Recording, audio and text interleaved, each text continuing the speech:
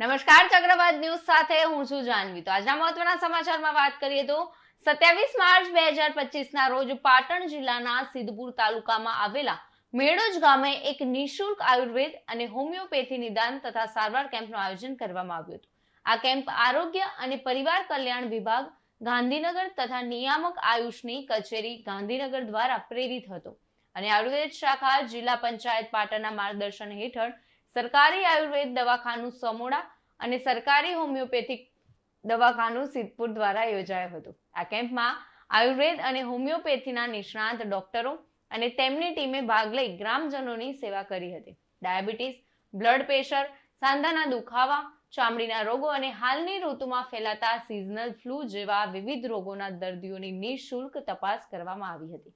આ ઉપરાંત તેમની જરૂરી સારવાર આપવામાં આવી અને દવાઓનું પણ મફત વિતરણ કરવામાં આવ્યું હતું। આ કેમ્પનો લાભ મોટી સંખ્યામાં ગ્રામજનોએ લીધો હતો તો લાભાર્થીઓએ આરોગ્ય વિભાગની આ પહેલ અને સેવાઓની પ્રશંસા કરી હતી। આ પ્રકારના કેમ્પ ગ્રામીણ વિસ્તારોમાં આરોગ્ય સેવાઓને સુલભ બનાવવા અને જનજાગૃતિ લાવવાના હેતુથી ખૂબ જ મહત્વની ભૂમિકા ભજવે છે। આવા આયોજનો દ્વારા સરકારી તંત્ર દૂરના વિસ્તારોમાં રહેતા લોકો સુધી આરોગ્ય સુવિધાઓ પહોંચાડવાનો પ્રયાસ કરી રહ્યું છે, જેનાથી ગ્રામીણ સમુદાયના સ્વાસ્થ્યમાં સુધારો થઈ શકે છે। વિરમસિંહ વાઘેલા સાથે ચક્રવાત ન્યૂઝ, પાટણ।